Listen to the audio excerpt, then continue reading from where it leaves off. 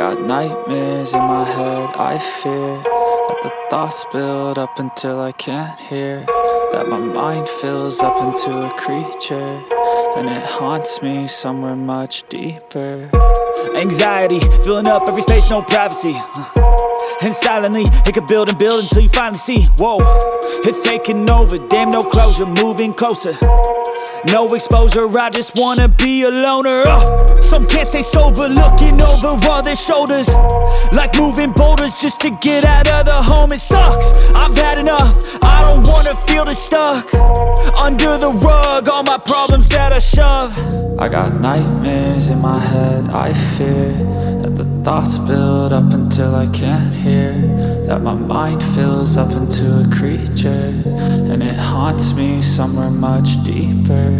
I got nightmares in my head, I fear that the thoughts build up until I can't hear, that my mind fills up into a creature, and it haunts me somewhere much deeper.